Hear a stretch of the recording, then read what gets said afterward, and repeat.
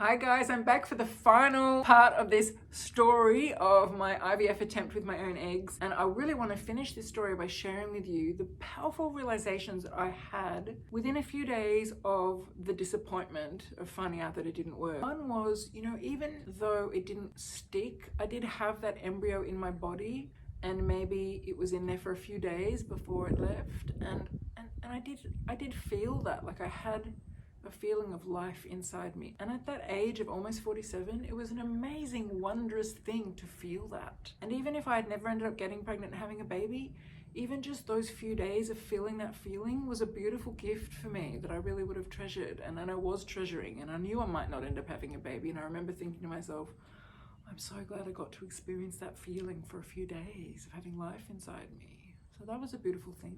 The second positive thing that came out of it was when I did the first pregnancy test at home and I peed on the stick and I saw the result was negative, there was not one part of me that felt relieved. I mean, nothing. There was not even a speck. And I didn't know until that moment that I really was 100% sure I wanted to have a baby by myself. You know when you toss a coin to make a decision, and when the coin lands on tails, like, no, I wanted it to land on heads, damn it. Because it's only in the moment of tossing the coin and seeing it land that you realize what you actually wanted. It was like that because, I could have easily gone, oh, actually, I'm kind of relieved. I didn't really want to do this by myself. I could have easily felt, oh, I'm relieved, that was scary. Carrying a baby with my own eggs at this age, it could have been a really difficult pregnancy. I'm really relieved it didn't work, Or I could have felt, oh, I'm relieved because deep down I don't really want to have kids. I love my life. Like, I don't want my life to get ruined by kids. Like, I could have easily felt any of those things, and lots of people have felt those things in those moments. And I was kind of almost expecting myself to feel something like that, but actually I didn't. As I said, there was no part of me, none, that felt relieved. So that was a very, very powerful confirmation for me that I really want to do this. And if it means flying to the other side of the world to get donor eggs, or whatever I have to do, or using a surrogate, or whatever it is, or adopting, I want to have a child. That's when I really, really knew I was 100% committed. And that was a powerful thing to realize. That's what became really, really evident for me in that process. So the third powerful thing I realized was that IVF round was a crazy, stressful experience. I mean, I found out I had to start the next day. I didn't know what I was doing. I had period cramps. I had to drive 2 hours north, drive back, doing injections, choosing sperm donors, through COVID, in lockdown, the borders closing, I've got to find an Airbnb, I don't have anyone to pick me up from the hospital. Like, it was stressful. And yet I noticed that I was able to stay calm.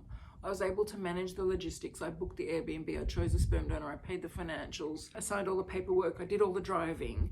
And it started to make me realize I can do this as a single mother. Because I did that all by myself. I had nobody with me. Yes, I had some people cheering me on in my baby village, and you'll see I've made another video about that. You can see that here, about how I set up a support structure. But at that point, my baby village was only about 5 or 6 people. It was just my closest people. And none of them live where I live. So I really did this by myself. And it showed me I can do this by myself. I can make practical decisions. I can organize things. I can do the logistics. I can do it when I'm tired. I can do it when I'm hormonal. I can do it when I have period cramps. I can do it when I'm upset. I can do it when I'm stressed. And that gave me so much confidence that if I ever do have a child, I can do this by myself as a single mother.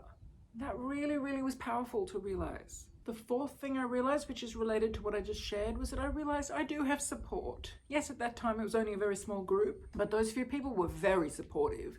They were texting me every day asking how I was feeling. I was letting them know every step of the way. I've got all these eggs, and then 4 of them have been fertilized and 3 of them have made it through, and there's 1 embryo, and every day I was texting them and they were cheering me on, sending me the most beautiful messages.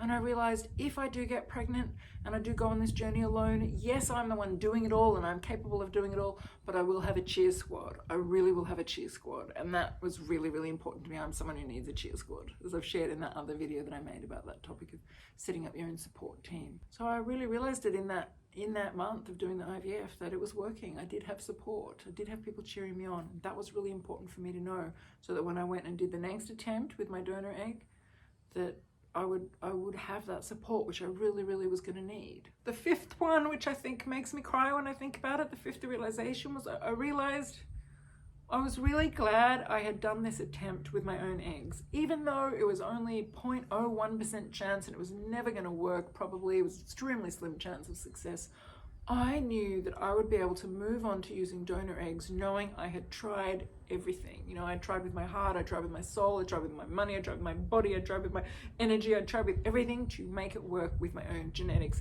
And then I would not have any regrets, knowing I can move on, I can let that go, I can grieve that, I can't bring my own genetics into a baby.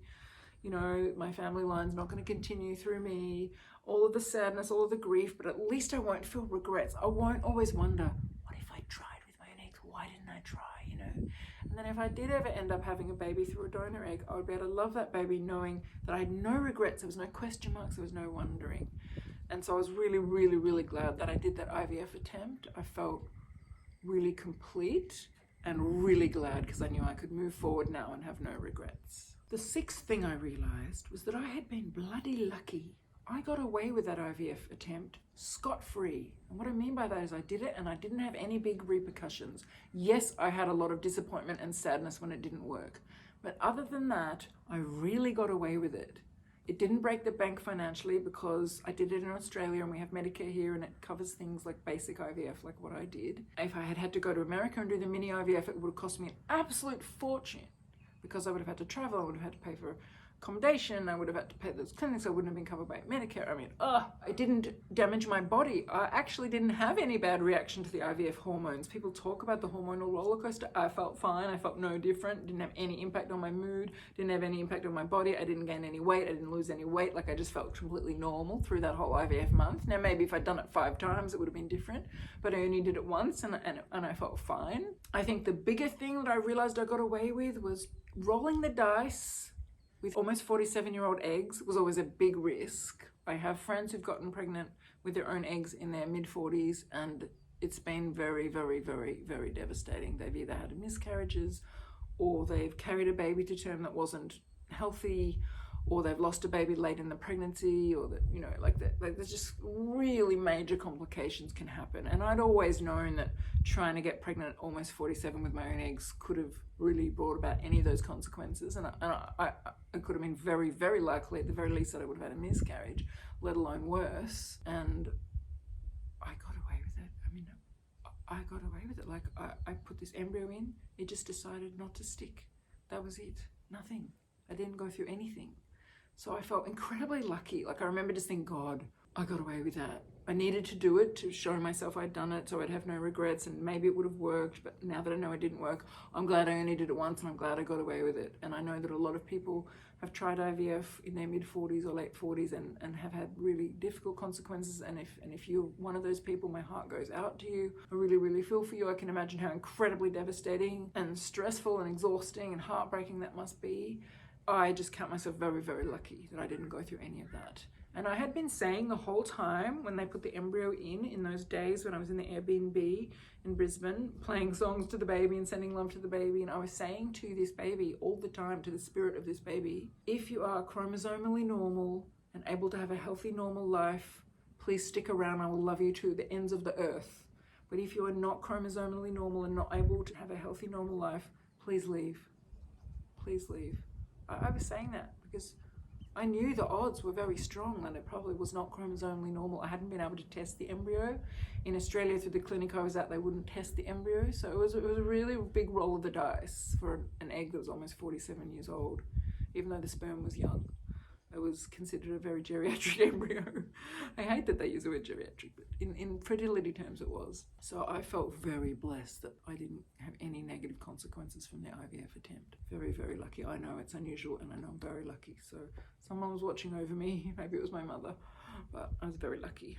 The next thing I realized, I think this might be the 7th thing, it really became clear to me during this IVF experience that the number one value I have is peace. Peace of mind. I'm a very calm person. I don't really like to waste energy worrying. I'm not a person who gets stressed. And I realized that doing that IVF attempt with such old eggs was going to bring into my life a lot of stress. And even though it was devastating that I couldn't use my own genetics, I realized that if I could now make the choice to use donor eggs, especially from a very young woman, I would be choosing peace of mind over that family lineage, and that if I could somehow, I mean, at that point we had COVID, we couldn't fly, I couldn't go to another country and get eggs, so I didn't know how it was going to happen. But I knew that if that situation changed, if the government allowed us to fly, or if there was somewhere to get eggs into Australia or something, what I decided was I will only use the eggs of a very, very young woman. Like, if I'm going to give up my genetics, I'm going to swap that for peace of mind. So I made a decision in those few days when I was grieving my first IVF attempt that I was only going to use eggs from a donor in her very early 20s, and that whatever I had to do to find that, even if it was more expensive or I had to travel overseas, I was going to do that, because I knew that the reward for letting go of my own genetics, if I chose a really young egg donor, would be an easy pregnancy where I wouldn't have to be constantly worrying about Down syndrome or miscarriages or stillbirth, and just that I would actually be able to just relax. And for me, my number one value in life is calm and ease and peace of mind. Everything in my life is designed to be peaceful and easeful and calm. So I realized that that was my decision. I was going to do it with donor eggs, and I was going to find a young donor, and if I had to wait a year till we could fly again, so be it. And if I had to go overseas, so be it. And I would do it because that would give me peace. And I didn't want to ever go through that journey again where it was so precarious because of the age of my eggs, which meant I wasn't going to choose an older egg donor. I wasn't going to choose an embryo left over from some couple that had done IVF, because there still could be issues with the embryo. I really was like, I'm going to choose an egg that's had proven fertility from a young person. That's it. And that became very clear to me in those few days. The next thing I realized, this is a very airy-fairy one, but I realized that hope was still alive in me. Even after, it was now almost my 47th birthday at this point. You know, I turned 47 in May. This whole thing happened in late March. Going through this devastating loss, I still had hope. I still had hope. Even though the borders were closed, the international airports were closed, you couldn't fly anywhere, there was no way to import eggs into Australia, I realized I still had hope. And that was an amazing thing to realize. I realized, who knows, I might meet a man next week and fall pregnant naturally. Stranger things have happened. Who knows, they might open the borders and I can fly next week to go overseas to do this. Who knows, they might change the law and allow eggs to come into Australia. Who knows? I just knew that I still had hope. And as this amazing activist who campaigned to save the redwood forests in America, her name is Julia Butterfly Hill, and I'll never forget watching her speak once in a video, and she was saying, if just one person still has hope in their heart, then hope is still alive in the world. And I really felt that feeling, like hope is still alive in my heart. It's still there, I can still feel it. And that was an amazing thing to realize, because it's very hard to continue on a journey if you don't have hope. And I knew I still had hope, so there was still a chance. And then the final thing I realized, after all of that, I realized that if I ended up not having a child, let's say they didn't open the borders for a few years and I ran out of time to go overseas and use a donor egg, or let's say that I tried with a donor egg and it didn't work, I realized I will be okay. I actually have a beautiful life here. I have a beautiful life. I have wonderful friends. I love my work. I love where I live. I love the people in my life. I feel very, very blessed. And if I have a child, it's just a bonus for me. It's not like my whole happiness depends on having a child. Not at all. I could see very clearly two paths. One where I'm child-free and traveling the world, and maybe I find a life partner and we have adventures together, and I have businesses and projects and all the things I love to do. And one where I have a beautiful child and I nurture that child and I create a life with that child, and that's beautiful and wonderful. To me, both of those paths were equally beautiful. And I sat with it because, you know, I just had this big loss, and I realized that I was going to be okay either way. Either way I was going to be happy. Either way I was going to be joyful. And yet I still had hope that there would be a child. But I knew I'd be okay if there wasn't. And that's a really, really powerful place to be if you're someone who believes in the powers of manifesting or drawing things into your life that are actually in your path, on your timeline that you're meant to have, and not getting in the way of those things. One of the most powerful places to be is where you have a very clear intention, you have hope, you have a feeling of possibility in your heart for that thing, but you also know that you'll be fine without it. Your life doesn't depend on it. You don't need it. There's no energy of neediness in that feeling. It's just a pure feeling. It's just a pure feeling of love and possibility. And that's the place I was sitting in. And maybe that's what allowed the miracle the next year to happen, where I had my beautiful baby through donor eggs. That's a whole other story. I will make a video about that journey one day. That journey had none of the drama, none of the roller coasters, none of the border closures and the crazy stuff that happened in my first attempt. The second attempt was very simple, very quick, and very easy. Drama-free. And I've got the calmest, sweetest, drama-free baby. But I had to go through it to get to that. So I know many of you watching this have probably done numerous IVF attempts. You've probably got way more extreme stories than the one I shared. And I feel for you, I'm with you, I love you, I have shared experience with you, and I just wish you so much love and luck and baby dust on your journey. And I hope you get the outcome that your heart really deeply desires. But if it doesn't happen, I know you'll be okay. You'll actually be okay. You'll have a beautiful life either way. I promise you. I'm gonna pick baby Star up now to say goodbye. You gonna say goodbye to everyone?